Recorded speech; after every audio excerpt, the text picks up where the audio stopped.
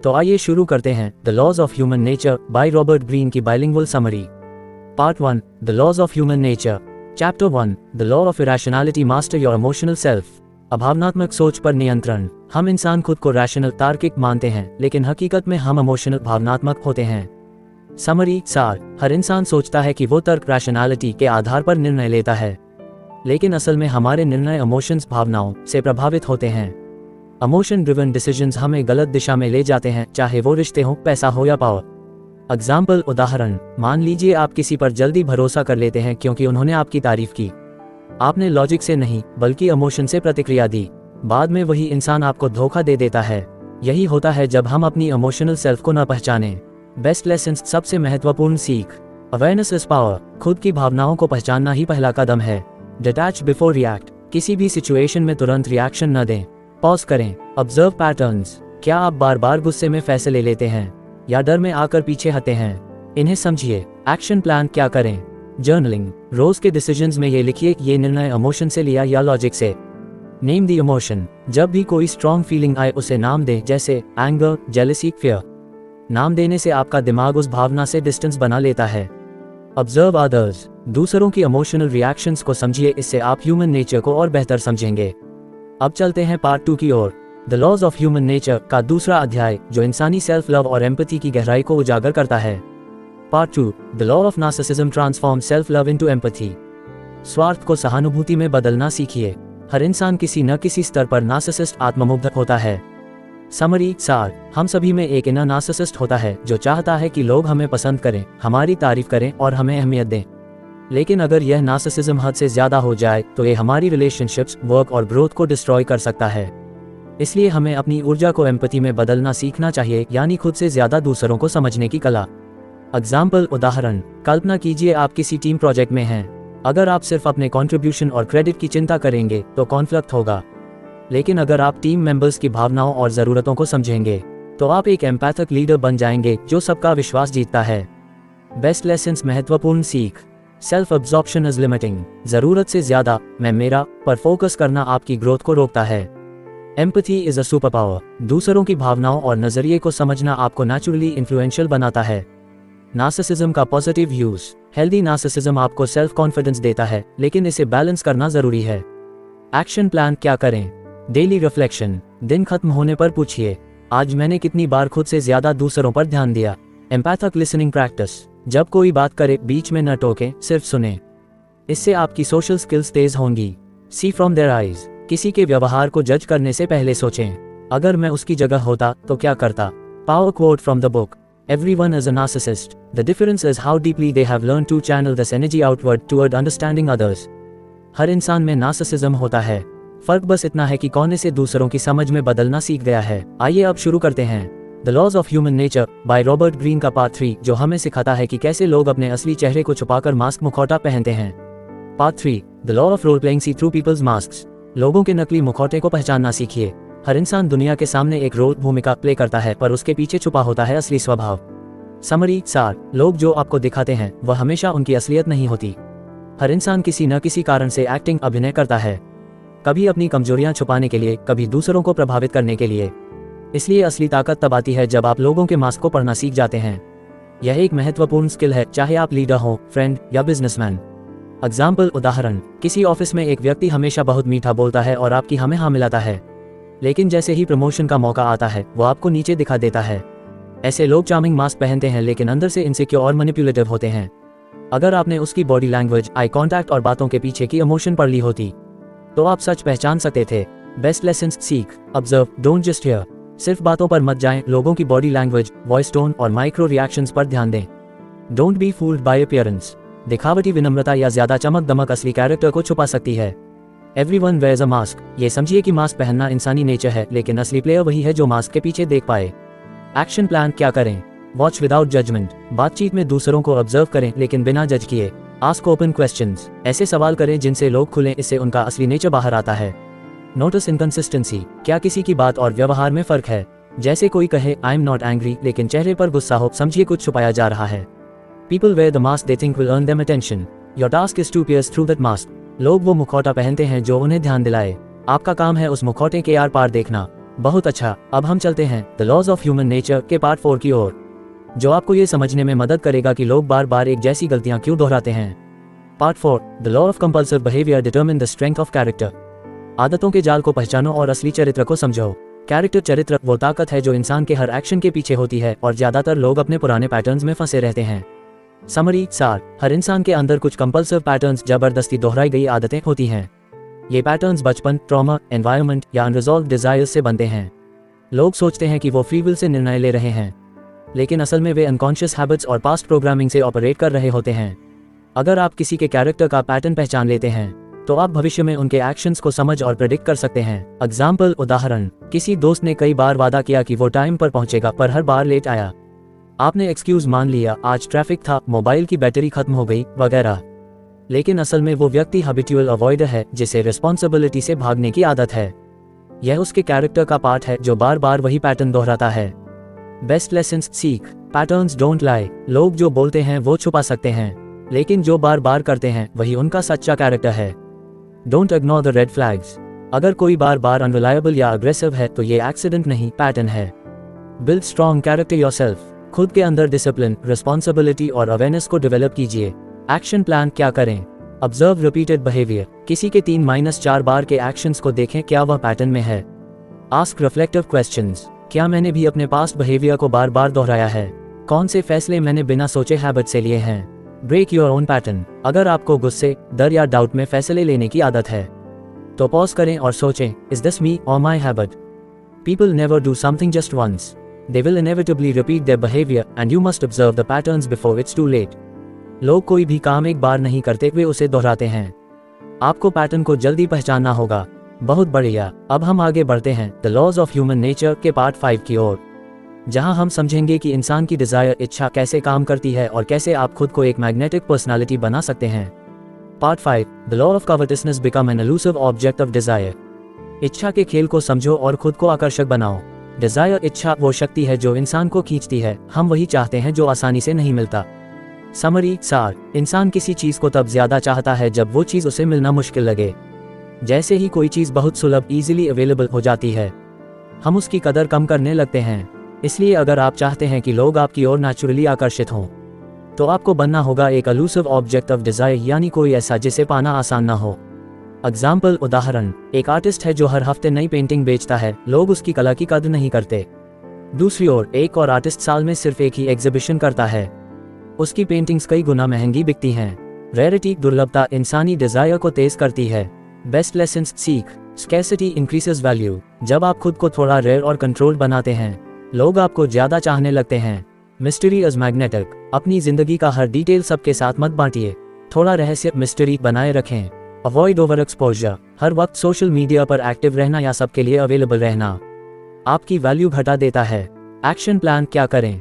Strategic absence. कभी कभी खुद को लोगों से थोड़ा दूर रखें, उनकी क्यूरियोसिटी को जगाए। Control what you reveal. अपनी पर्सनल लाइफ और थॉट्स सबके सामने न रखें, खुद में कुछ छुपा हुआ छोड़िए जिससे लोग आपके बारे में और जानना चाहें। Don't chase too hard. जब आप किसी को बहुत ज्यादा चेस करते हैं तो आप अपनी पावर खो देते हैं। खुद को डिजायरेबल बनाए, ना कि डेस्परेट। अब हम बढ़ते हैं the laws of human nature के पार्ट 6 की ओर, जहां हम सीखेंगे कि कैसे इंसान शॉर्ट टर्म थिंकिंग, क्षणिक सोच का शिकार होता है और कैसे आप खुद को एक विजनरी, दूरदर्शी बना सकते हैं। Part 6, the law of short sightedness elevate your perspective. क्षणिक सोच से बचो और दूर की सोच विकसित करो। दुनिया में ज्यादातर लोग इमीडिएट रिवॉर्ड्स, तत्काल लाभ के पीछे भागते हैं, लेकिन विजेता वो होते हैं जो लॉन्ग टर्म विजन के साथ चलते हैं। समरी सार, आज की दुनिया में लोग जल्दी रिजल्ट चाहते हैं, चाहे पैसा हो, कामयाबी हो या रिश्ते, लेकिन ये शॉर्ट साइटेडनेस, अल्पदृष्टि, उन्हें बार बार फेल करती है। दूसरी ओर जो लोग अपने डिसीजंस को फ्यूचर इम्पैक्ट के हिसाब से लेते हैं, वो लंबे समय में विन करते हैं। एग्जाम्पल, उदाहरण, मान लीजिए कोई इंसान हर महीने की सैलरी से सिर्फ खर्च कर देता है, बिना कुछ सेव या इन्वेस्ट किए। उसे लगता है आज एंजॉय कर लो, लेकिन 10 साल बाद वही इंसान फाइनेंशियल ट्रबल में होता है। दूसरी तरफ जिसने थोड़ा थोड़ा करके फ्यूचर प्लान किया, वही स्टेबल और सक्सेसफुल बनता है। बेस्ट लेसन्स सीख, short term greed destroys long term gain. अगर आप सिर्फ इंस्टेंट ग्रेटिफिकेशन के पीछे भागेंगे तो फ्यूचर में पछताएंगे। Patience is power. जो लोग रुकना, प्लान करना और सही समय तक वेट करना जानते हैं, वो डिसीजन मेकिंग में चैंपियन बनते हैं। Think decades ahead. आपके हर छोटे फैसले का प्रभाव 5-10 साल बाद दिखता है। इसलिए हर स्टेप सोच समझ कर लें। एक्शन प्लान क्या करें? Visualise long term goals. अपने गोल को सिर्फ आज के लिए मत सोचिए, 5 साल और 10 साल का विजन बनाए। Delay gratification. तुरंत सुख पाने की लालच पर नियंत्रण रखें, जैसे अननेसेसरी शॉपिंग टालें या सोशल मीडिया टाइम कम करें। Learn from history. सक्सेसफुल लोगों की लाइफ देखें, उन्होंने कभी जल्दीबाजी नहीं की, उन्होंने प्लान, पेशेंस और परसिस्टेंस से आगे बढ़ा। The farther you can see into the future, the more power you will have to shape it. जितना दूर आप भविष्य को देख सकते हैं, उतना ही ज्यादा आप उसे आकार दे सकते हैं। अब हम आगे बढ़ते हैं the laws of human nature के पार्ट 7 की ओर, जो आपको सिखाएगा कि कैसे आप लोगों का रेजिस्टेंस, विरोध कम करके उन्हें आसानी से प्रभावित कर सकते हैं। Part 7 the law of defensiveness soften people's resistance by confirming their self opinion. लोगों के विरोध को दूर करें उनकी सेल्फ इमेज को स्वीकार करके। लोग वही सुनना चाहते हैं जो उनके सेल्फ इमेज, स्वच्छ छवि को मजबूत करता है। अगर आप उन्हें गलत साबित करने की कोशिश करेंगे तो वे रुकावट बन जाएंगे। समरी, सार। जब आप किसी को सीधे तौर पर सुधारने या विरोध करने की कोशिश करते हैं तो उनका ईगो अहम एक्टिवेट हो जाता है और वे डिफेंसिव हो जाते हैं। चाहे आप सच्चे हों, लेकिन उनका दिमाग खुद को बचाने में लग जाता है। इसलिए अगर आप किसी को इन्फ्लुएंस, प्रभावित करना चाहते हैं तो पहले उनकी सेल्फ ओपिनियन को समझिए और वैलिडेट कीजिए, ताकि वे खुलकर आपकी बात सुने। एग्जाम्पल, उदाहरण, मान लीजिए कोई एम्प्लॉय कहता है, मैं बहुत हार्डवर्किंग हूँ, लेकिन आप जानते हैं कि वो अक्सर देर से आता है। अगर आप कहें, नहीं तुम लेजी हो, तो वह नाराज होगा। लेकिन अगर आप कहें, मैं देखता हूं कि आप अपनी मेहनत को गंभीरता से लेते हैं और इसलिए मुझे लगता है कि आप पंक्चुअल रहेंगे, तो आपका इम्पैक्ट और भी बढ़ेगा। इससे वो ऑफेंडेड नहीं होगा, बल्कि आपकी बात स्वीकार करेगा। बेस्ट लेसन्स सीख। Validate before your persuade. पहले व्यक्ति के नजरिए को स्वीकार करें, फिर धीरे धीरे बदलाव की बात करें। Avoid ego clashes. सामने वाले का ईगो ट्रिगर करना उन्हें आपके खिलाफ कर देता है। People want to feel respected. हर इंसान चाहता है कि उसे सम्मान और महत्व मिले, आप वही दीजिए। एक्शन प्लान क्या करें? Use soft language, you might consider या हैव योर थॉट अबाउट जैसे शब्द उपयोग करें। Understand their identity. सामने वाला खुद को क्या मानता है, जैसे लीडर, स्मार्ट, हार्डवर्किंग। अपनी बात उसी आधार पर रखिए। Mirror there values. अगर वे ऑनेस्टी को महत्व देते हैं तो अपनी सलाह को उस वैल्यू से जोड़िए। आप जैसे ईमानदार इंसान से यही उम्मीद की जाती है। If you can validate people's self opinion, they will lower their defences and become more open to your ideas. अगर आप लोगों की सेल्फ ओपिनियन को स्वीकार करते हैं तो वे अपना बचाव छोड़कर आपकी बात सुनने लगते हैं। अब हम चलते हैं the laws of human nature के पार्ट 8 की ओर, जहां हम सीखेंगे कि कैसे इंसान खुद ही अपनी सफलता में बाधा बनता है और कैसे हम अपनी एटीट्यूड, दृष्टिकोण को बदलकर अपना भाग्य बदल सकते हैं। Part 8 the law of self sabotage. Change your circumstances by changing your attitude. अपने नजरिए को बदलो, तकदीर बदल जाएगी। आपके विचार, थॉट्स की आपकी दुनिया बनाते हैं। अगर सोच नकारात्मक है तो परिणाम भी वैसा ही होगा। समरी, सार। कई लोग लगातार अपने जीवन में नकारात्मकता, संघर्ष और असफलता को खींचते हैं क्योंकि उनका एटीट्यूड डिफीटिस्ट होता है। वे हर स्थिति में प्रॉब्लम, डर और लिमिटेशंस देखते हैं। दूसरी ओर, जो लोग पॉजिटिव एटीट्यूड, ग्रोथ माइंडसेट और ओनरशिप अपनाते हैं, वे मुश्किल हालात में भी आगे बढ़ते हैं। एग्जाम्पल, उदाहरण, 2 लोग एक ही कंपनी में काम करते हैं। एक कहता है, मुझे प्रमोशन नहीं मिलेगा, मेरी किस्मत खराब है। दूसरा कहता है, मैं सीखूंगा, बेहतर करूंगा और अपने मैनेजर से फीडबैक लूंगा। पहला खुद को फेल कर रहा है, सेल्फ सैबोटाज। दूसरा अपने एटीट्यूड से रास्ता बना रहा है। बेस्ट लेसन्स सीख। Your mind is the filter. जैसे चश्मा धुंधला हो तो सब कुछ धुंधला दिखता है, वैसे ही नकारात्मक सोच हर सिचुएशन को खराब दिखाती है। Excuses are traps. मेरे पास समय नहीं, मुझे मौका नहीं मिला, ये सब सेल्फ सैबोटाज के बहाने हैं। Take control of narrative. अपनी कहानी के हीरो खुद बनो और अपनी सोच को एक पावरफुल पर्सपेक्टिव दो। एक्शन प्लान क्या करें? Identify limiting beliefs. वो कौन सी सोच है जो आपको रोक रही है, जैसे मैं कभी अच्छा पब्लिक स्पीकर नहीं बन सकता। Replace negative scripts. हर बार जब नकारात्मक सोच आए तो उसे बदलें, मैं प्रैक्टिस करूंगा और हर दिन बेहतर बनूंगा। Surround yourself with positivity. जिन लोगों का एटीट्यूड कंस्ट्रक्टिव हो, उन्हीं के साथ ज्यादा समय बिताएं। ग्रैटिट्यूड प्रैक्टिस करें। हर दिन 3 अच्छी चीजें लिखिए, यह आपके माइंडसेट को रिवायर करता है। Your attitude is the lens through which you see the world. Change the lens and you change the reality.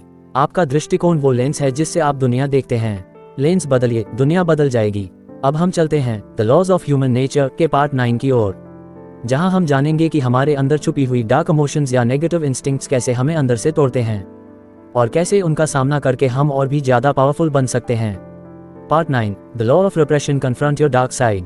अपनी अंदर की अंधेरी भावनाओं को पहचानो और उन्हें शक्ति में बदलो। हर इंसान के अंदर एक शैडो छाया होती है, एक ऐसा हिस्सा जिसे वह दूसरों और खुद से छुपाता है। समरी सार, हमारे अंदर कई ऐसी भावनाएं होती हैं जिन्हें हम गलत या अस्वीकार्य अनएक्सेप्टेबल मानते हैं, जैसे गुस्सा, ईर्ष्या, घमंड, वासना या नफरत। हम इन भावनाओं को दबा देते हैं, रिप्रेस कर देते हैं ताकि समाज हमें अच्छा समझे। लेकिन ये दबाई गई भावनाएं धीरे धीरे अंदर ही अंदर जहर बन जाती हैं और गलत समय पर फूटती हैं, जैसे आउटबर्स्ट, डिप्रेशन या अग्रेसिव बिहेवियर। एग्जाम्पल, उदाहरण, कोई व्यक्ति जो हमेशा नीस बनने की कोशिश करता है, वह अपने गुस्से को सालों तक दबाता है। एक दिन वह छोटी सी बात पर अचानक बहुत ज्यादा नाराज हो जाता है, क्योंकि वो शैडो अब बाहर आ रही है। बेस्ट लेसन्स सीख, रिप्रेस्ड इमोशंस नेवर डाई। जो फीलिंग्स आप दबाते हैं वे अंदर ही अंदर बढ़ती हैं और किसी ना किसी रूप में बाहर आती हैं। अवेयरनेस इज स्ट्रेंथ, अपने अंदर की शैडो को पहचानना कमजोरी नहीं बल्कि इमोशनल इंटेलिजेंस की निशानी है। डार्कनेस कंटेन्स एनर्जी, गुस्से और डर जैसी भावनाओं को क्रिएटिविटी, लीडरशिप या पैशन में बदला जा सकता है। एक्शन प्लान क्या करें? सेल्फ रिफ्लेक्शन जर्नलिंग, हर हफ्ते खुद से पूछिए, मुझे किस बात ने ट्रिगर किया, मैंने कौन सी भावना को दबाया। एक्सेप्ट विदाउट जजमेंट, अपनी नेगेटिव भावनाओं को स्वीकार कीजिए, उन्हें जज मत कीजिए। चैनल इमोशंस कंस्ट्रक्टिवली, गुस्से को एक्सरसाइज या आर्ट में, असुरक्षा को स्किल बिल्डिंग में बदलिए। शैडो डायलॉग टेक्निक, इमेजिन कीजिए कि आपकी शैडो एक व्यक्ति है, उससे बात कीजिए, समझिए वो क्या चाहता है। By acknowledging your dark side, you neutralise its power and transform it into strength. अपनी अंधेरी भावनाओं को स्वीकार करके आप उनकी शक्ति को संतुलित करते हैं और उसे ताकत में बदलते हैं। बहुत बढ़िया, अब हम चलते हैं the laws of human nature के पार्ट 10 की ओर, जहां हम जानेंगे कि एनवी, जलन, कैसे हमारे अंदर नकारात्मकता पैदा करती है और हमें दूसरों से तुलना करने के बजाय अपनी ताकत को कैसे समझना चाहिए। Part 10, the law of envy, beware the fragile ego. जलन से बचो, नाजुक अहंकार से बचकर रहो। अगर आप किसी और को खुश या सफल देख रहे हैं तो बहुत संभल कर रहिए, जलन आपको अंदर से खोखला कर सकती है। समरी सार, एनवी, जलन एक बहुत ही सटल, सूक्ष्म और डिस्ट्रक्टिव इमोशन, विनाशकारी भावना होती है। यह आपके अंदर ऐसी नकारात्मकता पैदा करती है जो ना सिर्फ आपके अंदर ही रहती है बल्कि आप खुद को दूसरों से तुलना करके अंडर एस्टिमेट, अधिक मूल्यांकन भी करने लगते हैं। जलन से अक्सर ईगो, अहंकार को चोट लगती है जो आपके व्यवहार और डिसीजंस को प्रभावित करता है। एग्जाम्पल, उदाहरण, मान लीजिए दो दोस्त हैं, एक का प्रमोशन हो गया और दूसरे को लगता है कि उसे ये मिलना चाहिए था। उसके मन में जलन, एनवी बढ़ जाती है और वह धीरे धीरे उस दोस्त से दूर हो जाता है, उसकी खुशियों में खुश नहीं रह पाता और उसके अंदर नेगेटिव थॉट्स पनपने लगती हैं। यह एक टॉक्सिक स्पाइरल, विषैला चक्र की शुरुआत हो जाती है। बेस्ट लेसन्स सीख, एनवी कम्स फ्रॉम इनसिक्योरिटी। जब हम किसी और की सफलता पर जलते हैं तो इसका मतलब यह है कि हम अपनी उन वर्थ को लेस समझ रहे हैं। Comparison is the thief of Joy. जब आप हर वक्त दूसरों से तुलना करते हैं तो आपकी खुद की खुशियां खत्म हो जाती हैं। Turn envy into inspiration. अगर आपको किसी से जलन होती है तो इसे प्रेरणा के रूप में बदलें, उनके तरीके और प्रयासों को समझें और खुद को सुधारने की दिशा में कदम बढ़ाएं। एक्शन प्लान क्या करें? Practice gratitude. हर दिन के अंत में 3 ऐसी चीजें लिखें जिनके लिए आप आभारी हैं। इससे आपकी नजर अपने पास की अच्छी चीजों पर रहेगी और जलन कम होगी। Stop comparing. खुद को दूसरों से कंपेयर करना बंद करें, अपने खुद के लक्ष्यों और प्रयासों पर ध्यान केंद्रित करें। Celebrate others success. जब भी किसी और की सफलता देखी तो खुशी महसूस करें और उन्हें जेन्युइनली अप्रिशिएट करें। यह आपकी सोच को बदल सकता है। Develop self awareness. समझिए कि जब आप जलन महसूस करते हैं तो आपके भीतर क्या कमी है, उस कमी को सुधारने के लिए कदम उठाइए। जलन खुशी का चुपचाप विनाश करती है।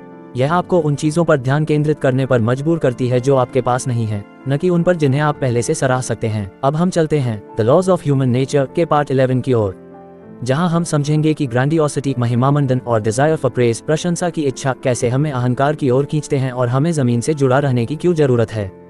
Part 11, the law of grandiosity, control your desire for praise and recognition. महिमामंडन से बचो, प्रशंसा और पहचान की इच्छा पर नियंत्रण रखो। हम में से अधिकतर लोग अपनी पहचान और महत्व को समाज से मिलने वाली प्रशंसा से जोड़ते हैं, लेकिन यह महिमामंडन, ग्रैंडियोसिटी कभी भी सच्चे आत्मसम्मान, सेल्फ एस्टीम का विकल्प नहीं हो सकता। समरी सार, हम सभी को रिकॉग्निशन, पहचान और प्रेज, प्रशंसा पसंद होती है। यह इंसान की स्वाभाविक इच्छा है, लेकिन जब ये डिजायर फॉर प्रेज, प्रशंसा की लालसा अत्यधिक हो जाती है तो ये हमें ईगो, अहंकार और ग्रैंडियोसिटी, महिमामंडन की ओर ले जाती है। हम दूसरों की राय और प्रशंसा पर ओवर रिलाई, अत्यधिक निर्भर करने लगते हैं और यह हमें असल चीजों से भटकाता है। जो लोग महिमामंडन की ओर खींचे जाते हैं वे अपनी असल क्षमताओं को इग्नोर, नजरअंदाज कर देते हैं और दूसरों के नजरिए से खुद को आंकने लगते हैं। इसलिए हमें अपनी इंटरनल वैल्यू, आंतरिक मूल्य को समझना चाहिए और बाहर से मिलने वाली वैलिडेशन, स्वीकृति को कम महत्व देना चाहिए। एग्जाम्पल उदाहरण, मान लीजिए एक व्यक्ति अपने करियर में एक बड़ी उपलब्धि हासिल करता है, लेकिन उसकी खुशी सिर्फ दूसरों की प्रशंसा पर निर्भर करती है। वह पूरी तरह से इस बात से जुड़ा होता है कि लोग उसे कैसे देख रहे हैं। कभी भी जब कोई उसकी तारीफ नहीं करता तो उसे लगेगा कि उसकी सफलता का कोई मतलब नहीं है। ये ग्रैंडियोसिटी की एक मिसाल है और यह उसे असल सफलता और संतुष्टि से दूर कर देती है। Best lessons seek internal validation. खुद से सवाल करें, क्या मैं खुद को स्वीकारता हूँ? जो चीज़ें आप कर रहे हैं, क्या वो सिर्फ दूसरों के लिए हैं या आपको खुद को संतुष्ट करने के लिए हैं? Don't let praise define you. जब आप अपनी सफलता को दूसरों के अनुमोदन अप्रूवल से जोड़ते हैं तो आप अपने आत्मसम्मान को कमजोर बना रहे होते हैं। अपनी सफलता के लिए खुद को सेल्फ वैलिडेटेड आंतरिक रूप से मान्यता प्राप्त महसूस करें। Realise your limitations. जो लोग महिमामंडन में फंसे रहते हैं वे अपनी गलतियों और कमजोरियों को स्वीकार नहीं करते। सेल्फ अवेयरनेस आत्म जागरूकता विकसित करें ताकि आप अपनी वास्तविकता को पहचान सकें। एक्शन प्लान क्या करें? Shift focus to the process. सफलता के लिए लक्ष्य तय करें, लेकिन जब आप उस लक्ष्य तक पहुंच जाएं तो उसकी प्रोसेस प्रक्रिया का आनंद लें। प्रशंसा को एक बाय प्रोडक्ट उपोत्पाद के रूप में मानें, न कि मुख्य उद्देश्य के रूप में। Seek constructive feedback. जब आप किसी से तारीफ की उम्मीद करते हैं तो ये सुनिश्चित करें कि आप अपनी ग्रोथ पर ध्यान केंद्रित कर रहे हैं। Critical feedback. निर्माणात्मक आलोचना को स्वीकार करने की आदत डालें ताकि आप अपनी कमियों को सुधार सकें। Be grounded. अपनी पहचान को सिर्फ एक्सटर्नल अचीवमेंट्स बाहरी उपलब्धियों से जोड़ना बंद करें। अपनी कोर वैल्यूज मूल्य को पहचानें और इन्हें हर स्थिति में बनाए रखें। Develop self acceptance. हर व्यक्ति में कुछ इम्परफेक्शंस अपूर्णताएं होती हैं, इन्हें स्वीकार करना जरूरी है। खुद को स्वीकारें और अपने सेल्फ वर्थ आत्म मूल्य को दूसरों की राय से स्वतंत्र बनाएं। सच्ची सफलता यह नहीं है कि दूसरों से मान्यता मिले, बल्कि यह है कि आपको ये संतोष हो कि आपने अपनी पूरी कोशिश की। अब हम चलते हैं the laws of human nature के पार्ट 12 की ओर, जहां हम जानेंगे कि मैस्कुलिन पुंजतरी और फेमिनिन स्त्रीलिंग ऊर्जा को संतुलित करके हम अपनी आंतरिक शक्ति को कैसे उभार सकते हैं। Part 12 the law of gender. Reclaim the power of both sides of your nature. अपने दोनों पहलुओं की शक्ति को पुनः प्राप्त करें। पुरुष और महिला दोनों की ऊर्जा को संतुलित करें। आपके अंदर दोनों ऊर्जा मैस्कुलिन और फेमिनिन मौजूद हैं। जब आप इन्हें संतुलित करते हैं तो आप अपने पूर्ण पोटेंशियल को पहचान सकते हैं। समरी सार। हर इंसान के अंदर मैस्कुलिन पुरुषत्व और फेमिनिन स्त्रीत्व दोनों प्रकार की ऊर्जा होती है। यहाँ तक कि पुरुषों में भी फेमिनिन एनर्जी और महिलाओं में भी मैस्कुलिन एनर्जी होती है।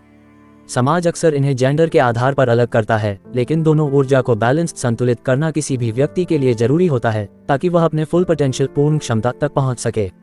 जब हम अपनी मैस्कुलिन एनर्जी को असर्टिवनेस, एक्शन और लॉजिक से जोड़ते हैं तो फेमिनिन एनर्जी को क्रिएटिविटी, एम्पैथी और इंट्यूशन से जोड़ा जाता है। इन दोनों की ताकतों को एक साथ लाने से व्यक्ति पूरी तरह से सशक्त बनता है। एग्जाम्पल उदाहरण, मान लीजिए एक व्यक्ति अपनी जिंदगी में पूरी तरह से मैस्कुलिन ट्रेट्स पुरुषत्व गुण पर आधारित है। वह कठोर, आलोचनात्मक और किसी भी भावनात्मक पहलू से दूर रहता है। वहीं दूसरी ओर अगर वह अपनी फेमिनिन एनर्जी स्त्रीत्व ऊर्जा को स्वीकारता है, जैसे कंपैशन, दया, क्रिएटिविटी, रचनात्मकता और इंट्यूशन अंतर्दृष्टि, तो वह अपनी पूरी शक्ति का सही तरीके से उपयोग कर सकता है। ये संतुलन उसे मानसिक और शारीरिक रूप से अधिक कंप्लीट पूर्ण बनाता है। Best lessons seek. Embrace both energies. अपने अंदर की मैस्कुलिन और फेमिनिन दोनों ऊर्जा को स्वीकार करें। जब आप दोनों को संतुलित करते हैं तो आप अपने विचारों, कार्यों और निर्णयों में संतुलन पा सकते हैं। Assertiveness with sensitivity. अपने लक्ष्यों के प्रति दृढ़ता, असर्टिवनेस रखें, लेकिन अपनी संवेदनशीलता और दूसरों के प्रति एम्पैथी को भी बनाए रखें। Creativity and logic in harmony. अपनी सोच को लॉजिकल, तर्कसंगत और क्रिएटिव, रचनात्मक दोनों दृष्टिकोण से खोलें। Problem solving. समस्याओं का समाधान में इन दोनों को इस्तेमाल करें। एक्शन प्लान क्या करें? Recognise both energies within you. सोचिए कि क्या आपके व्यवहार में ज्यादा लॉजिकल या इमोशनल, भावनात्मक पहलू हैं। अपने अंदर दोनों ऊर्जा की पहचान करें और उन्हें बैलेंस्ड, संतुलित करें। Cultivate the opposite energy. यदि आप केवल मैस्कुलिन ट्रेट्स पर जोर देते हैं तो अपनी फेमिनिन एनर्जी को नर्चर, पालन पोषण करें, जैसे मेडिटेशन, क्रिएटिविटी या सेल्फ केयर। यदि आप फेमिनिन साइड को अधिक मानते हैं तो मैस्कुलिन एनर्जी जैसे असर्टिवनेस, लीडरशिप को विकसित करें। Develop emotional intelligence EQ। Emotional intelligence EQ को बढ़ाएं, जिससे आप अपने इमोशंस को समझ सकें और सेल्फ अवेयरनेस, आत्म जागरूकता से उन्हें संतुलित कर सकें। Focus on action and intuition together. जो भी निर्णय लें उनमें रीजनिंग, कारण और इंट्यूशन, अंतर्दृष्टि दोनों का प्रयोग करें। मैस्कुलिन एनर्जी एक्शन और फेमिनिन एनर्जी इंट्यूशन को संतुलित करके निर्णय लें। सबसे शक्तिशाली लोग वे होते हैं जो अपनी पुरुषत्व और स्त्रीत्व ऊर्जा दोनों से जुड़ते हैं। जब ये संतुलित होते हैं तो वे अपनी जिंदगी और दुनिया में सामंजस्य पैदा करते हैं। अब हम चलते हैं the laws of human nature के पार्ट 13 की ओर, जहां हम समझेंगे कि एमलेसनेस निर्देशहीनता से बचने के लिए हमें पर्पस उद्देश्य की आवश्यकता क्यों है और जीवन में एक गहरे उद्देश्य को पहचानने से हमारे निर्णयों और आंतरिक संतुलन पर क्या प्रभाव पड़ता है। Part 13 the law of aimlessness find a purpose that resonates deeply. निर्देशहीनता से बचें, एक उद्देश्य ढूंढें जो गहरे स्तर पर गूंजे। जब तक आपके जीवन में उद्देश्य पर्पस नहीं होता तब तक आप अपने रास्ते पर नहीं चल सकते। उद्देश्य ही आपकी शक्ति और दिशा है। समरी सार, एमलेसनेस निर्देशहीनता एक बहुत ही खतरनाक स्थिति है क्योंकि यह आपके जीवन को दिशा और ऊर्जा से वंचित कर देती है। जब हम अपने जीवन का उद्देश्य नहीं पहचानते तो हम हर दिशा में ड्रिफ्ट बहाव होते हैं और इसका असर हमारे मानसिक स्वास्थ्य और आत्मविश्वास पर पड़ता है। अच्छा उद्देश्य न सिर्फ हमें जीवन में एक क्लियर डायरेक्शन, स्पष्ट दिशा देता है, बल्कि यह हमें इनर स्ट्रेंथ, आंतरिक शक्ति भी प्रदान करता है। जो लोग अपनी पर्पस उद्देश्य को पहचानते हैं वे अपने जीवन में किसी भी बाधा को पार करने के लिए अधिक दृढ़ होते हैं। इसलिए हमें किसी न किसी उद्देश्य के साथ जीने की आवश्यकता है जो हमारे भीतर गहरे स्तर पर गूंजता हो। एग्जाम्पल, उदाहरण, मान लीजिए एक व्यक्ति है जो जीवन में किसी स्पष्ट उद्देश्य के बिना जी रहा है। वह कभी एक करियर में कोशिश करता है तो कभी दूसरी दिशा में, लेकिन जब वह अपने जीवन का उद्देश्य पहचानता है, जैसे दूसरों की मदद करना या एक रचनात्मक प्रयास में शामिल होना, तो उसकी दिशा स्पष्ट हो जाती है और वह अपने लक्ष्यों को पाने के लिए पूरी मेहनत करता है। उसका आत्मविश्वास बढ़ता है और उसे जीवन का वास्तविक मीनिंग, अर्थ मिलता है। बेस्ट लेसन्स सीख, पर्पस प्रोवाइड्स डायरेक्शन। जब आपके जीवन में एक स्पष्ट उद्देश्य होता है तो यह आपको रास्ता दिखाता है और आपको अपनी डिसीजंस, निर्णयों में क्लैरिटी, स्पष्टता देता है। लाइफ फॉर अ हायर गोल, सिर्फ अपने शॉर्ट टर्म डिजायर्स, अल्पकालिक इच्छाओं के लिए न जीकर आपको एक हायर पर्पस, उच्च उद्देश्य के लिए जीने की जरूरत है। इससे आपके जीवन में संतुलन और आंतरिक शांति आ सकती है। Find meaning in every activity, जब आप किसी भी कार्य को उद्देश्य के साथ करते हैं तो वह साधारण काम भी आपके लिए महत्वपूर्ण बन जाता है। यह आपको हर परिस्थिति में आत्मसंतुष्टि प्रदान करता है। एक्शन प्लान, क्या करें? आइडेंटिफाई योर कोर वैल्यूज, अपने कोर वैल्यूज, मूल्य को पहचानें जो आपके जीवन के उद्देश्य से जुड़ी हों। यह आपको किसी भी स्थिति में अपने निर्णय लेने में मदद करेगा। सेट लॉन्ग टर्म गोल्स, अपने जीवन के उद्देश्य को ध्यान में रखते हुए लॉन्ग टर्म गोल्स, दीर्घकालिक लक्ष्य बनाएं। यह आपको हर कदम पर प्रेरित रखेगा। Align daily actions with your purpose, जब आप हर दिन अपने उद्देश्य से जुड़े कार्य करते हैं तो आपको फुलफिलमेंट, पूर्णता महसूस होती है। इसलिए सुनिश्चित करें कि आपका हर एक कार्य आपके उद्देश्य से मेल खाता हो। रिफ्लेक्ट ऑन योर जर्नी, समय समय पर खुद से यह सवाल करें, क्या मैं उस उद्देश्य की ओर बढ़ रहा हूं जिसे मैंने तय किया है? यह आपको सेल्फ असेसमेंट, आत्म मूल्यांकन करने का मौका देगा और आपको अपनी दिशा पर ध्यान केंद्रित रखने में मदद करेगा। बिना उद्देश्य के जीवन सिर्फ एक बेकार बहाव बन जाता है।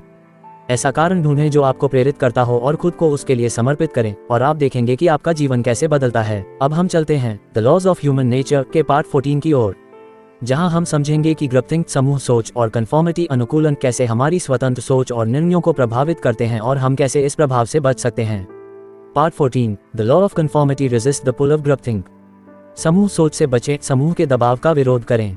समूह का दबाव अक्सर हमारी व्यक्तिगत सोच और निर्णयों को धुंधला कर देता है। हमें अपनी स्वतंत्र सोच को बनाए रखने और बाहरी प्रभावों से बचने की आवश्यकता है। समरी सार, हम सभी को किसी न किसी रूप में समूह का हिस्सा बनने की स्वाभाविक प्रवृत्ति होती है। समूह में स्वीकार किए जाने का डीप डिजायर, गहरी इच्छा होता है जो हमें अपनी स्वतंत्र राय और निर्णयों से विचलित कर सकता है। ग्रुपथिंक, समूह सोच एक ऐसी स्थिति है जहां लोग व्यक्तिगत रूप से सोचने की बजाय समूह की सामूहिक सोच का पालन करते हैं। ये हमें ओरिजिनल थिंकिंग, मूल सोच से दूर ले जाता है और कभी कभी गलत निर्णयों की ओर भी मोड़ सकता है। कन्फॉर्मिटी अनुकूलन का दबाव हमें अपनी व्यक्तिगत राय से समझौता करने के लिए मजबूर कर सकता है, जिससे हम इंडिपेंडेंट जजमेंट, स्वतंत्र निर्णय की शक्ति खो देते हैं। इसलिए हमें इस दबाव से बचने के लिए अपनी स्वतंत्र सोच को बनाए रखना चाहिए और समूह के विचारों से परे जाकर सही निर्णय लेना चाहिए। एग्जाम्पल, उदाहरण, मान लीजिए एक कंपनी में हर कर्मचारी एक विशेष तरीके से काम करता है क्योंकि कल्चर, संस्कृति और पीयर प्रेशर, साथियों का दबाव यही है। यदि कोई व्यक्ति एक अलग तरीका अपनाने की कोशिश करता है तो उसे समूह द्वारा नकारा जाता है। हालांकि अगर वह व्यक्ति अपनी इंडिपेंडेंट थिंकिंग, स्वतंत्र सोच पर विश्वास करता और अलग तरीके से काम करता तो वह कुछ इनोवेटिव, नवाचारी और इफेक्टिव, प्रभावी परिणाम प्राप्त कर सकता था। ये ग्रुपथिंक के खिलाफ एक उदाहरण है जहां व्यक्ति को अपनी स्वतंत्र राय पर कायम रहना चाहिए। बेस्ट लेसन्स सीख, कल्टिवेट इंडिपेंडेंट थिंकिंग, अपने विचारों को दूसरों के विचारों से इंडिपेंडेंटली, स्वतंत्र रूप से सोचने की आदत डालें। किसी भी समूह में शामिल होते समय अपनी खुद की राय और दृष्टिकोण पर विश्वास रखें। क्वेश्चन द नॉर्म्स, जब भी आप एक समूह का हिस्सा होते हैं तो उसे अनक्वेश्चनिंगली, अंधे विश्वास से न अपनाएं। समाज या समूह द्वारा स्थापित नॉर्म्स, मानदंड को चुनौती दें और देखें क्या वे सही हैं या नहीं। Don't fear being different. यदि समूह के विचारों से अलग जाकर आप कुछ नया और बेहतर कर सकते हैं तो डोंट फियर, डरे नहीं। डाइवर्जेंट थिंकिंग, विभिन्न सोच और इंडिविजुअलिटी व्यक्तित्व को अपनाना कभी गलत नहीं होता। एक्शन प्लान क्या करें? Encourage critical thinking. खुद से सवाल करें, क्या ये विचार सही है या मैं इसे सिर्फ समूह के दबाव के कारण अपना रहा हूँ। किसी भी निर्णय में क्रिटिकल थिंकिंग, आलोचनात्मक सोच को प्राथमिकता दें। Stand firm in your believes. जब आप किसी समूह के साथ होते हैं तो यह जरूरी है कि आप अपनी वैल्यूज, मूल्य और बिलीव्स, विश्वास पर दृढ़ रहें। कभी भी अपनी राय को न बदलें बस इसलिए कि दूसरों का विचार अलग है। Take a step back and reflect. किसी भी समूह की चर्चाओं में भाग लेने से पहले एक कदम पीछे हटकर सोचें कि क्या ये निर्णय आपके व्यक्तिगत सिद्धांतों के अनुरूप है या नहीं। हमेशा खुद से यह सवाल करें, क्या मैं इस विचार से पूरी तरह सहमत हूँ। Create a culture of open discussion. यदि आप किसी टीम का हिस्सा हैं तो हमेशा अपने साथी सदस्यों को ओपन डायलॉग, खुली चर्चा के लिए प्रोत्साहित करें। डाइवर्स ओपिनियंस, विविध राय को स्वीकार करें और उन्हें सम्मान दें। फिट होने की इच्छा अक्सर आपकी स्वतंत्र सोच की कीमत पर आती है। मानदंडों को चुनौती दें और अलग होने के परिणामों से डरे नहीं। अब हम चलते हैं the laws of human nature के पार्ट 15 की ओर, जहां हम जानेंगे कि अग्रेशन, आक्रामकता को कैसे नियंत्रित किया जा सकता है और इसका प्रभाव हमारे जीवन और निर्णयों पर कैसे पड़ता है। Part 15, the law of aggression, manage your aggression to gain power. आक्रामकता का प्रबंधन करें, अपनी शक्ति प्राप्त करने के लिए आक्रामकता को नियंत्रित करें। आक्रामकता एक शक्तिशाली हथियार है, लेकिन जब यह नियंत्रण से बाहर हो जाती है तो यह हमारी क्षमता और संबंधों को नुकसान पहुंचा सकती है। आक्रामकता को सही तरीके से प्रबंधित करना आवश्यक है। समरी, सार। आक्रामकता एंगर, गुस्सा और डोमिनेंस, प्रभुत्व की भावना से जुड़ी होती है, लेकिन ये हमारी शक्ति को बढ़ा भी सकती है और घटा भी सकती है।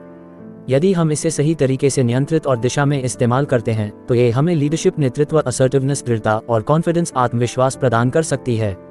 लेकिन जब आक्रामकता बिना नियंत्रण के बाहर जाती है तो ये दूसरों के साथ हमारे रिश्तों को नष्ट कर सकती है और हमें खुद को सेल्फ डिस्ट्रक्टिव, आत्मविनाशकारी स्थिति में डाल सकती है।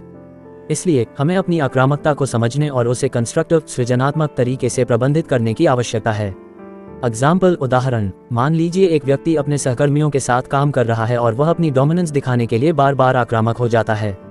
ये व्यक्ति अपनी आक्रामकता से टीम में डर और तनाव पैदा करता है, जिससे उसका नेतृत्व कमजोर हो जाता है।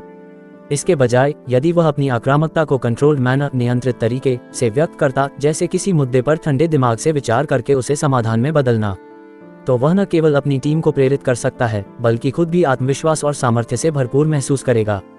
इस प्रकार आक्रामकता को नियंत्रित करके वह अपनी शक्ति और प्रभाव को बढ़ा सकता है। बेस्ट लेसन्स सीख। Understand your aggression. सबसे पहले अपनी आक्रामकता को पहचानें और समझें। जब आप गुस्से में होते हैं तो ये जानने की कोशिश करें कि क्या आप इसे सही तरीके से व्यक्त कर रहे हैं या नहीं। Channel aggression constructively. आक्रामकता को कंस्ट्रक्टिव, सृजनात्मक तरीके से प्रयोग करें। इसे शक्ति, दृढ़ता और आत्मविश्वास में बदलने के लिए इसे पॉजिटिव एक्शंस, सकारात्मक कार्यों में परिवर्तित करें। Don't let aggression control you. कभी भी अपनी आक्रामकता को इम्पल्सिवली, आवेगपूर्ण तरीके से व्यक्त न करें। इसे रैशनल, तर्कसंगत रूप से नियंत्रित रखें और पहले सोचें कि इसका परिणाम क्या हो सकता है। Use aggression for leadership, not for domination. अपनी आक्रामकता को लीडरशिप, नेतृत्व के लिए उपयोग करें, न कि डोमिनेशन, प्रभुत्व के लिए। सकारात्मक रूप से लोगों को प्रेरित करने और उनका मार्गदर्शन करने के लिए इसका उपयोग करें। एक्शन प्लान क्या करें? Pause and reflect. जब आप गुस्से में हो तो पहले ठहरें और सोचें, क्या यह आक्रामकता मुझे मेरे उद्देश्य के लिए सही दिशा में ले जा रही है। इससे आप अपनी प्रतिक्रिया को कंट्रोल, नियंत्रित रख सकेंगे। Practice self control. आक्रामकता को नियंत्रित करने के लिए सेल्फ कंट्रोल, आत्मनियंत्रण अभ्यास करें। गहरी सांस लें और अपनी भावना को कंस्ट्रक्टिव, सृजनात्मक रूप से व्यक्त करने के उपाय खोजें। Redirect aggression into productive actions. जब आप आक्रामक महसूस करें तो इसे प्रोडक्टिव, उत्पादक कामों में बदलें, जैसे एक्सरसाइज, व्यायाम, क्रिएटिव प्रोजेक्ट्स, रचनात्मक परियोजनाएं या प्रॉब्लम सॉल्विंग, समस्याओं का समाधान। Improve communication skills. अपनी आक्रामकता को हेल्दी कम्युनिकेशन, स्वस्थ संवाद में बदलने के लिए अपनी संवाद कौशल को बेहतर बनाएं। दूसरे व्यक्तियों से खुले और शांतिपूर्ण तरीके से बातचीत करने का अभ्यास करें। आक्रामकता सकारात्मक तरीके से प्रयोग की जा सकती है, लेकिन यदि इसे अनियंत्रित छोड़ दिया जाए तो यह आपके रिश्तों को नष्ट कर सकती है और आपकी शक्ति को कमजोर कर सकती है।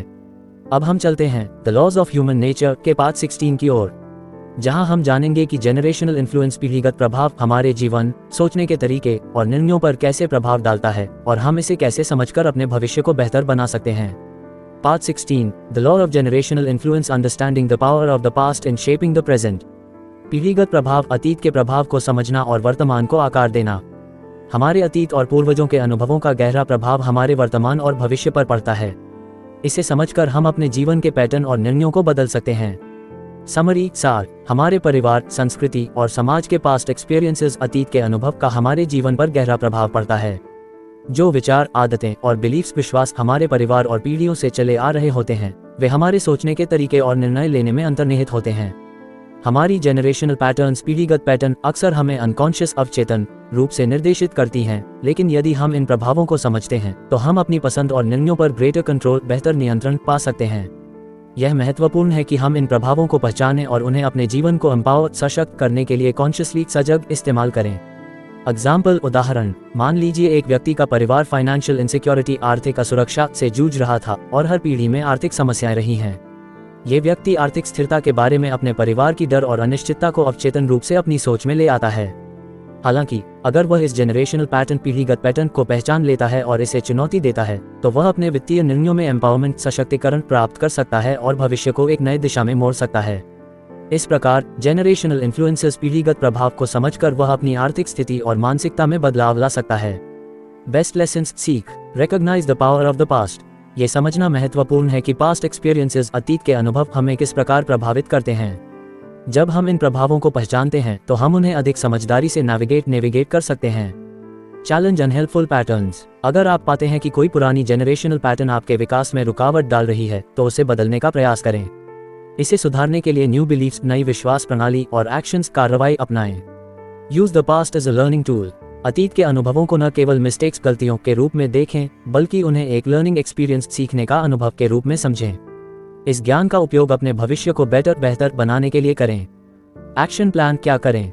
Reflect on your families legacy, अपने परिवार की हिस्ट्री, इतिहास और पिछले अनुभवों पर विचार करें। क्या कुछ ऐसे पैटर्न हैं जो आपके जीवन को प्रभावित करते हैं?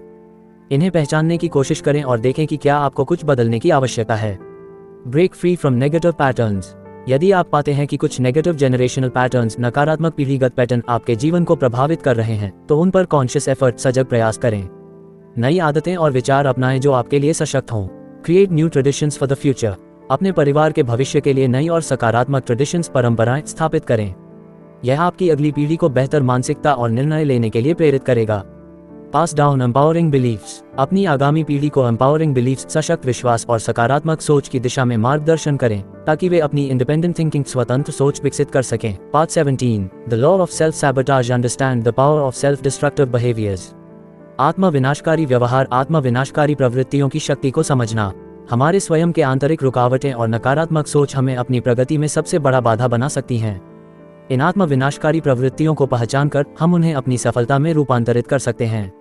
समरी सार, आत्म विनाशकारी व्यवहार हमारे डीपेस्ट फियर्स, गहरे डर, इनसिक्योरिटीज, असुरक्षाएं और नेगेटिव सेल्फ बिलीफ्स, नकारात्मक आत्मविश्वास से उत्पन्न होते हैं। ये हमारे जीवन में अपॉर्चुनिटीज, अवसरों को चुकाने, रिलेशनशिप्स, संबंधों को नष्ट करने और ड्रीम्स, सपनों को अधूरा छोड़ने का कारण बन सकते हैं। सेल्फ सैबोटाज अक्सर अवचेतन रूप से होता है और हम इसे उस समय नहीं पहचान पाते जब ये हमारी जिंदगी में समस्या पैदा करता है।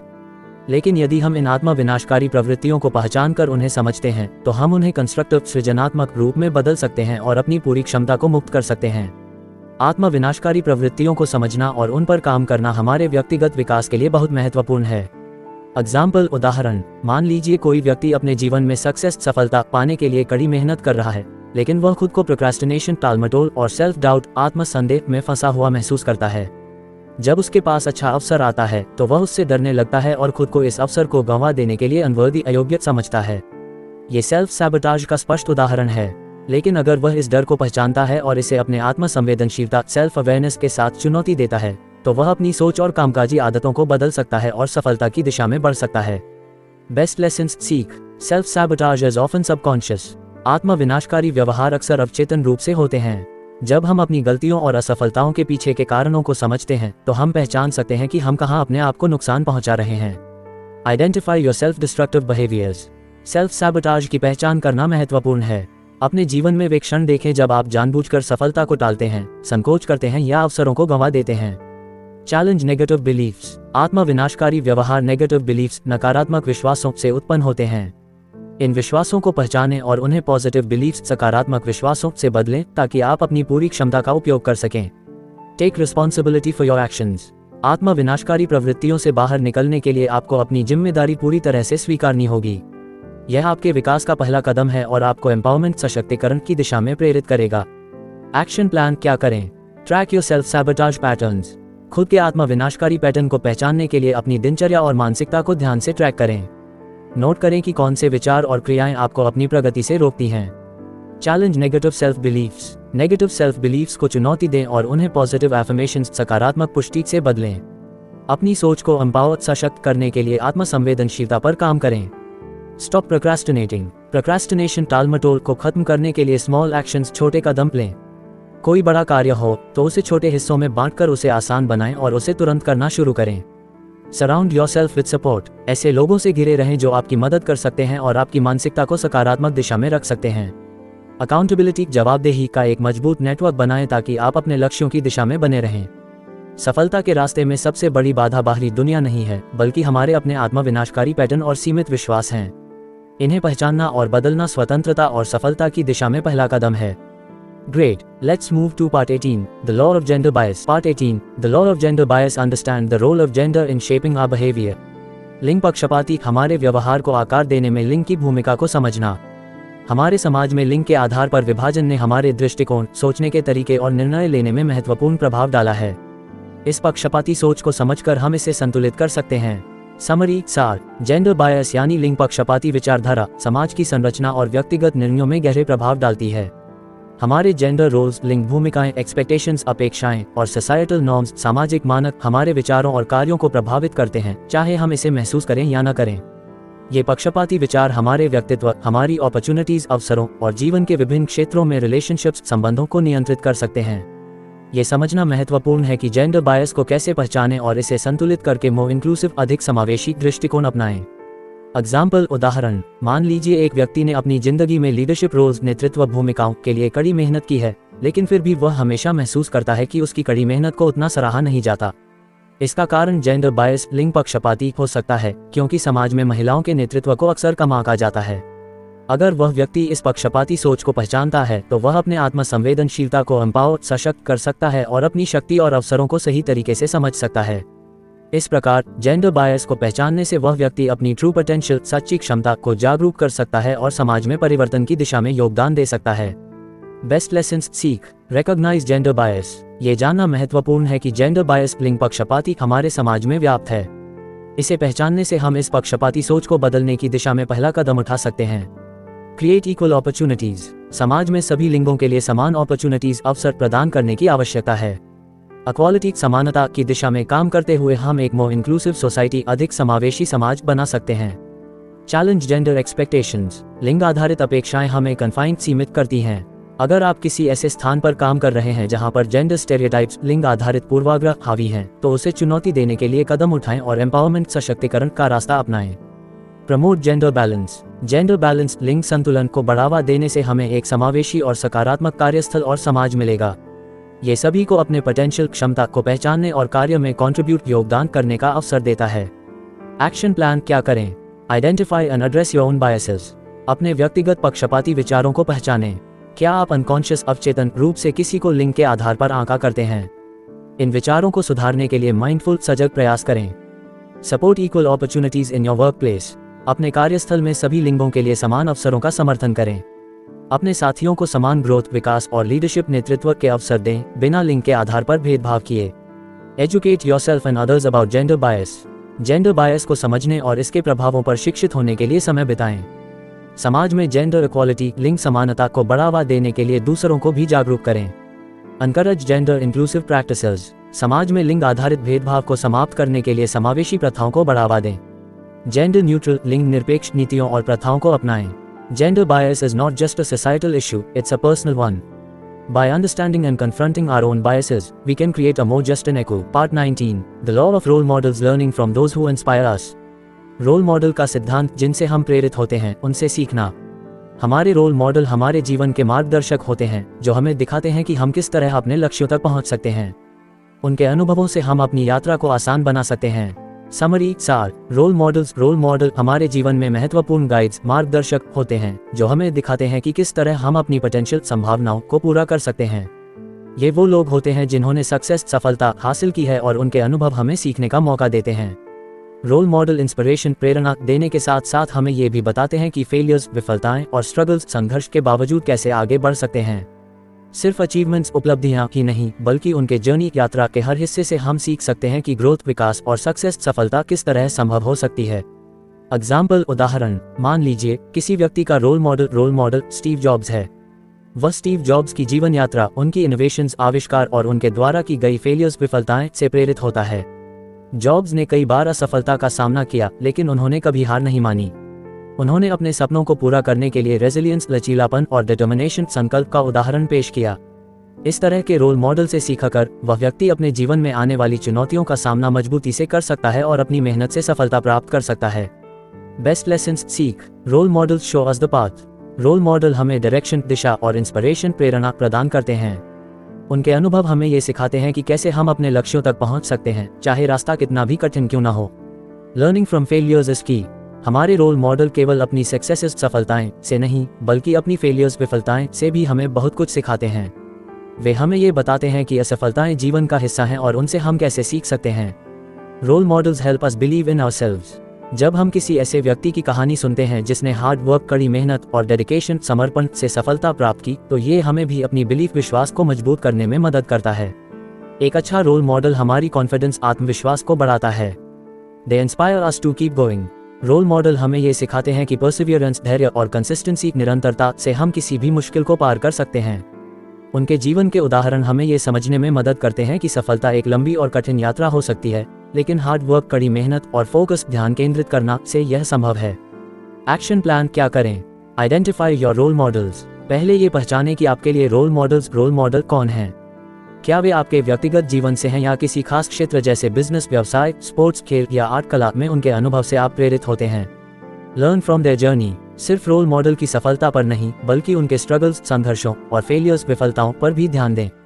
उनके अनुभवों से सीखने के लिए उनकी जीवन यात्रा का गहराई से विश्लेषण करें। Emulate their positive traits. अपने रोल मॉडल के सकारात्मक गुणों को अपनाएं। ये गुण डिसिप्लिन, अनुशासन, रेजिलियंस, लचीलापन, डिटर्मिनेशन, संकल्प और हार्ड वर्क, कड़ी मेहनत हो सकते हैं। Stay consistent and be patient. Role model से यह सीखें कि सफलता कंसिस्टेंसी, निरंतरता और पेशेंस, धैर्य से आती है। इस रास्ते पर चलते रहें और अपने लक्ष्यों को प्राप्त करने के लिए कठिन परिश्रम करते रहें।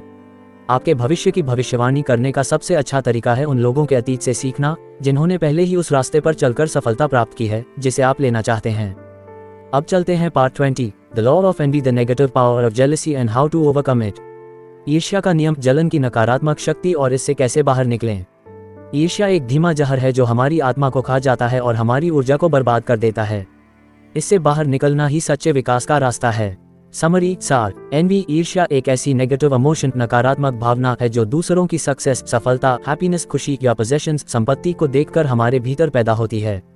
ये भावना हमें अंदर से वीक, कमजोर करती है और हमारी खुद की ग्रोथ, विकास में बाधा बन जाती है। जब हम बार बार दूसरों से अपनी तुलना करते हैं, तब हम अपने जीवन की यूनिकनेस, अद्वितीयता को भूल जाते हैं।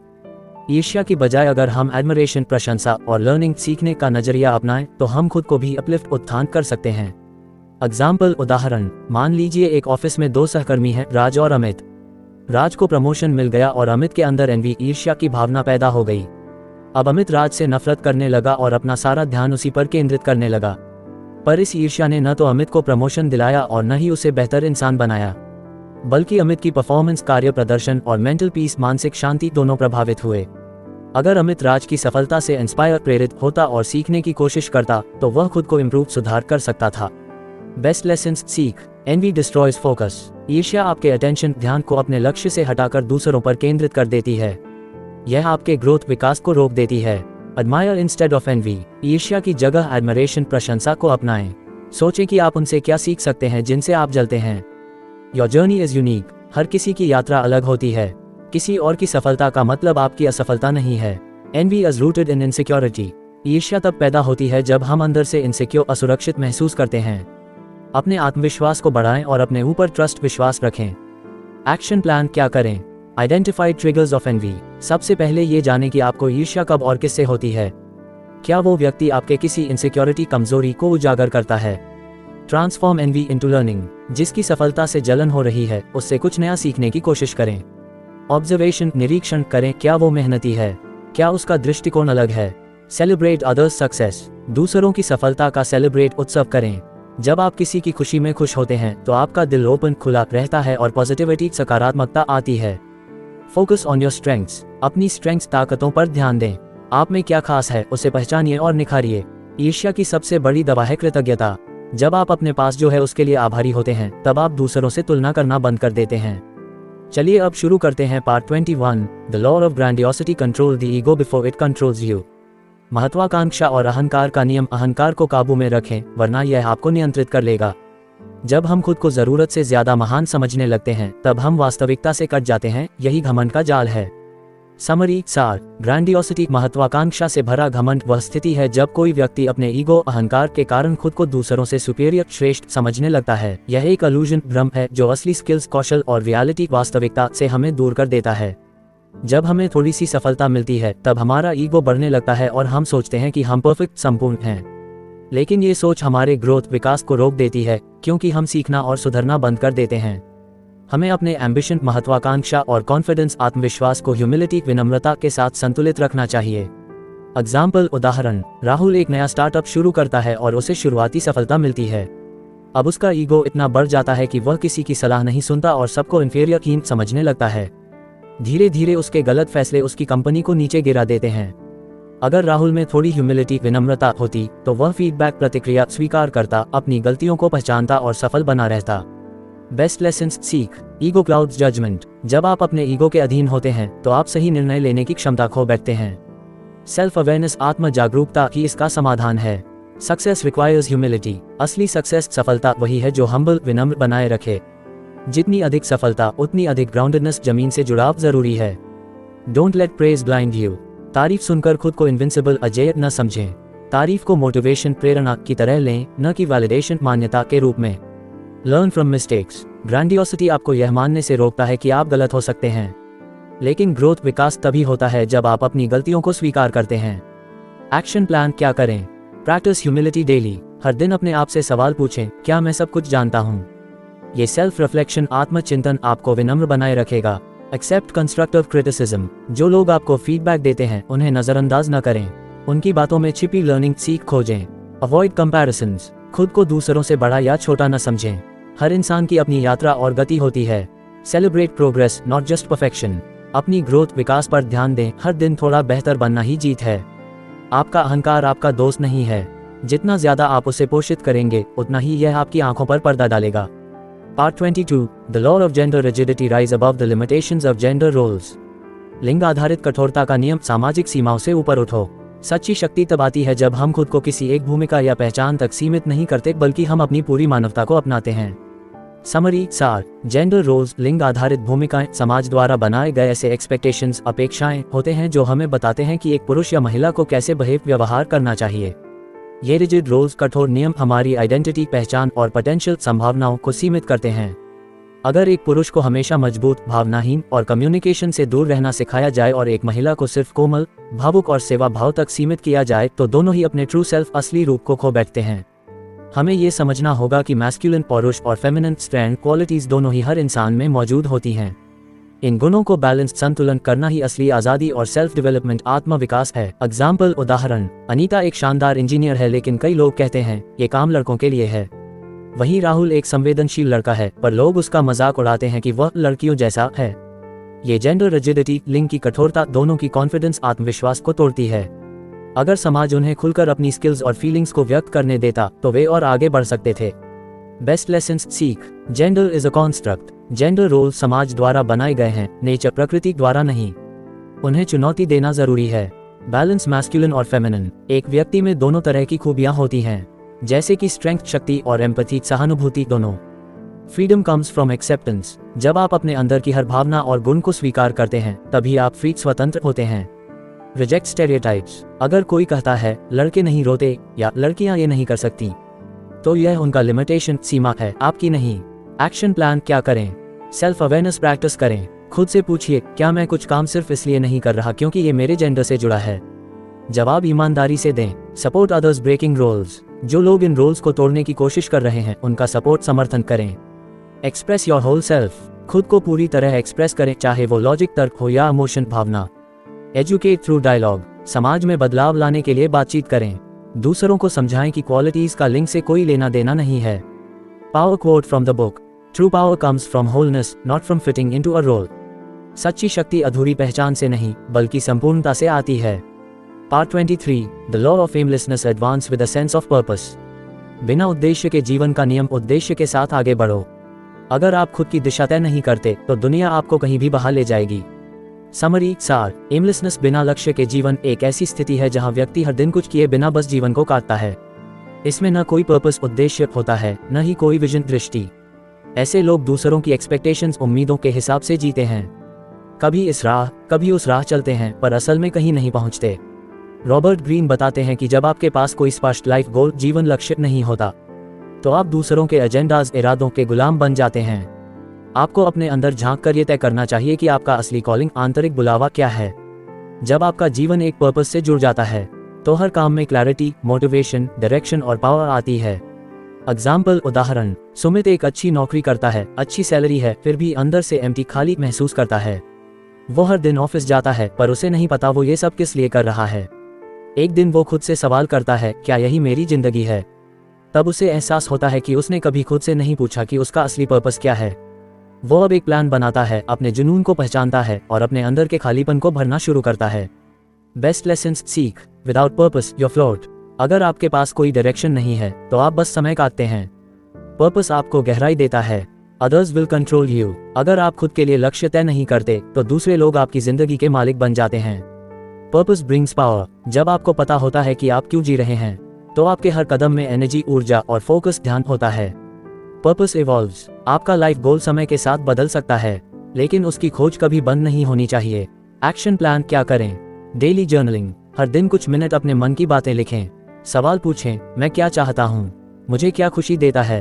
Explore then decide. अपने इंटरेस्ट एरियाज, रुचियों को एक्सप्लोर करें। जब कुछ अच्छा लगे उस पर समय और ऊर्जा लगाएं। Set milestones. एक बड़ा लाइफ पर्पस को छोटे छोटे गोल्स में बांटें, जैसे स्टेप बाय स्टेप लैडर सीढ़ी। Avoid distractions. सोशल मीडिया, दूसरे लोगों की राय, इन सब से प्रभावित न हो। इनर वॉइस, भीतरी आवाज पर ध्यान दें। If you don't know where you are going you will end up somewhere else. अगर आपको नहीं पता आप कहां जा रहे हैं तो आप कहीं और ही पहुंचेंगे। अब शुरू करते हैं part 24, the law of conformity resist the pull of the group. समूह में घुलने का नियम, भीड़ के दबाव का विरोध करो। जो इंसान हर किसी की तरह बनने की कोशिश करता है वह अपने असली रूप को खो देता है। समरी सार, कन्फॉर्मिटी अनुकरण यानी भीड़ जैसा बनने की आदत। ये तब होता है जब हम अपने ओरिजिनल थॉट्स, मूल विचारों को छोड़कर समाज या समूह के नॉर्म्स, मानदंडों को अपनाने लगते हैं सिर्फ इसलिए ताकि हम स्वीकार किए जाएं। लेकिन जब हम ग्रुप प्रेशर में आकर अपनी इंडिविजुअलिटी, व्यक्तिगत पहचान खो देते हैं तो हम धीरे धीरे अपनी क्रिएटिविटी, करज, यूनिकनेस सब गंवा बैठते हैं।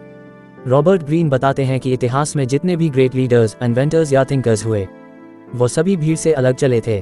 भीड़ आपको सुरक्षा देती है लेकिन ग्रोथ, विकास अकेले चलने में होता है। एग्जाम्पल, उदाहरण, रीना एक स्टूडेंट है जिसे आर्ट में बहुत इंटरेस्ट है पर उसके सारे दोस्त साइंस ले रहे हैं। वो भी दबाव में आकर साइंस चुनती है लेकिन 6 महीने बाद उसे एहसास होता है कि वो दुखी है। उसने सिर्फ कन्फॉर्मिटी के कारण अपनी इनर वॉइस, अंदर की आवाज को दबा दिया था। बेस्ट लेसन्स सीख, ग्रुप थिंक इज डेंजरस। जब सब एक जैसे सोचते हैं तो क्रिएटिविटी मर जाती है। You are unique. आपकी सबसे बड़ी ताकत है आपकी अलग सोच। उसे दूसरों के हिसाब से न बदलें। Fitting in fulfilment. अगर आप सिर्फ भीड़ में घुलने के लिए खुद को बदल रहे हैं तो आप कभी संतोष नहीं पाएंगे। Question the crowd. हर बार सोचें, क्या मैं ये खुद के लिए कर रहा हूँ या इसलिए क्योंकि सब कर रहे हैं। एक्शन प्लान क्या करें? सेल्फ रिफ्लेक्शन टाइम दें। रोज 10 मिनट बैठकर सोचें, क्या मैं अपने हिसाब से डिसीजंस ले रहा हूँ। Set boundaries. जब लोग आप पर दबाव डालें तो नो कहना सीखें। आपका जीवन, आपके निर्णय। Find like minded souls. ऐसे लोगों को खोजें जो आपकी तरह ओरिजिनल थिंकिंग को महत्व देते हों। Take one bold step. हर हफ्ते एक ऐसा निर्णय लें जो आपकी असली पहचान को दर्शाता हो, चाहे वो फैशन हो, करियर या कोई राय। भीड़ हमेशा सही नहीं होती, अक्सर वह अंधी होती है। अब शुरू करते हैं part 25, the law of fickleness accept the ebbs and flows of popularity. लोकप्रियता की अस्थिरता का नियम, उतार चढ़ाव को स्वीकार करो। भीड़ की सराहना क्षणिक होती है, अगर आप उसी पर निर्भर हैं तो आपकी पहचान भी क्षणिक हो जाएगी। समरी सार, फिकलनेस चंचलता यानी जो कभी भी बदल जाए। पब्लिक ओपिनियन, जनता की राय या पॉपुलैरिटी। लोकप्रियता एक ऐसी चीज है जो आज आपके साथ है तो कल आपके खिलाफ भी हो सकती है।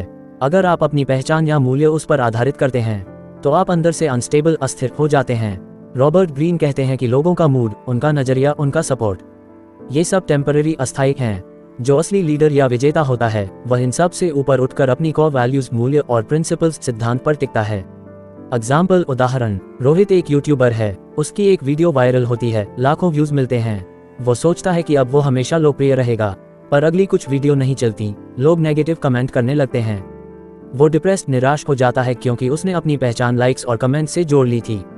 बेस्ट लेसन्स सीख। Fame is not stable. आज आप हीरो हैं, कल जीरो। इसलिए कभी भी एक्सटर्नल वैलिडेशन पर निर्भर न रहें। नो योर कॉ। आपकी असली पहचान आपके प्रिंसिपल्स और डिसिप्लिन से आती है, न कि लोगों की वाहवाही से। Criticism is inevitable. अगर आप कुछ भी अलग करोगे तो आलोचना होगी, उसे दिल पर नहीं लेना है। Self reliance is strength. जब आप भीतर से मजबूत होते हैं तो बाहरी उतार चढ़ाव आपको हिला नहीं सकते। एक्शन प्लान क्या करें? Create for impact, not applause. कुछ ऐसा करो जो मीनिंगफुल, सार्थक हो, भले ही वह लोकप्रिय न हो।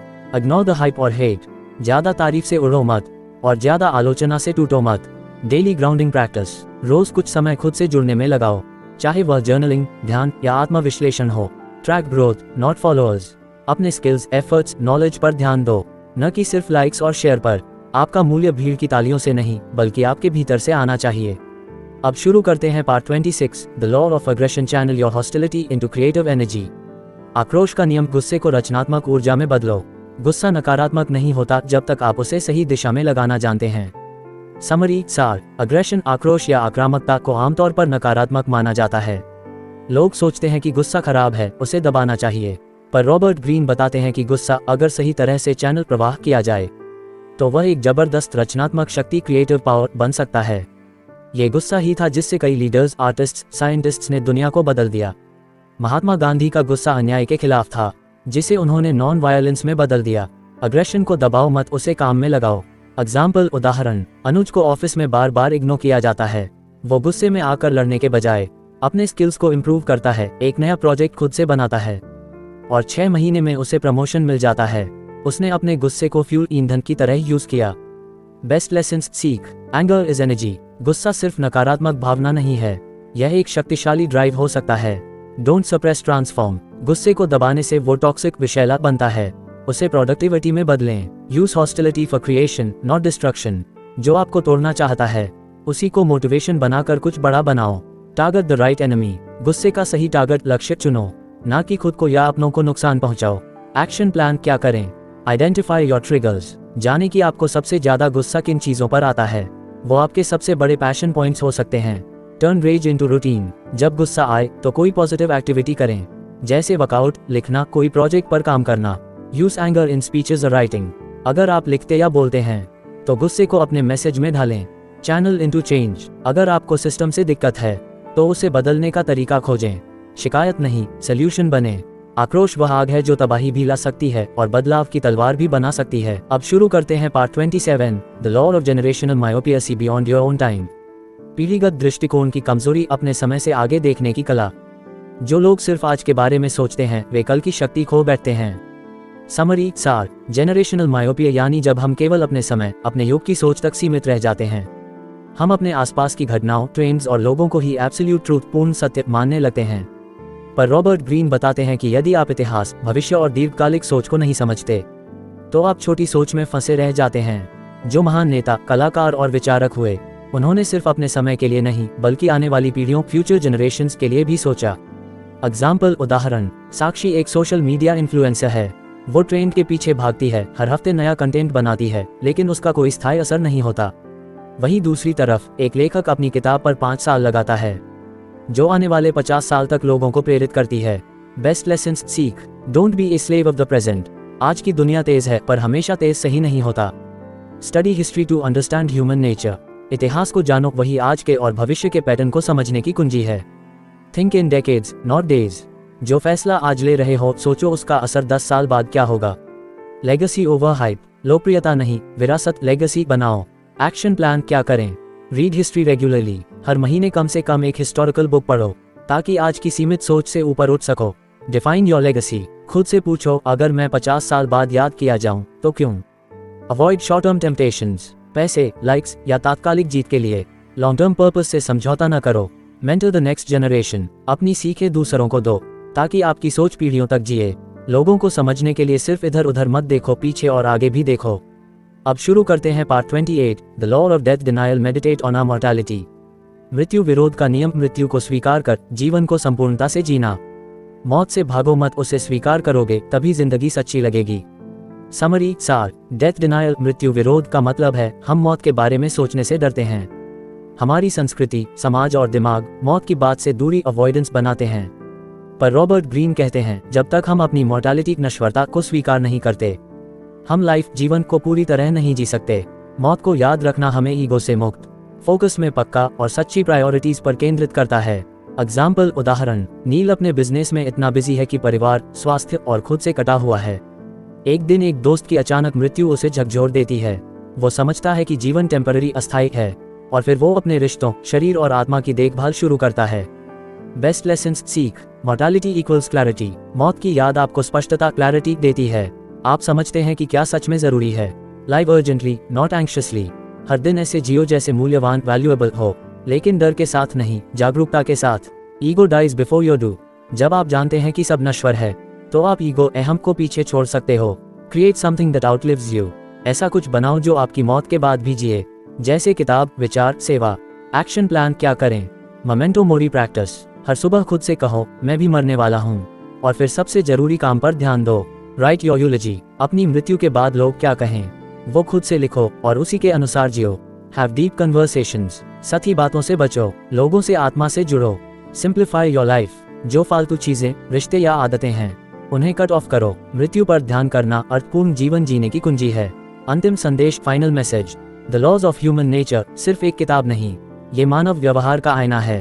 अगर आप इन 28 लॉज को समझते, मूल्य देते और अपनाते हो तो आप सिर्फ समझदार नहीं बल्कि इन्फ्लुएंशियल, अवेयर और अवॉल्व ह्यूमन बन सकते हो। अगर आपको ये समरी पसंद आई हो तो लाइक, शेयर और सब्सक्राइब करना मत भूलिए और कमेंट में बताइए कौन सी एक आदत आप आज से शुरू करोगे।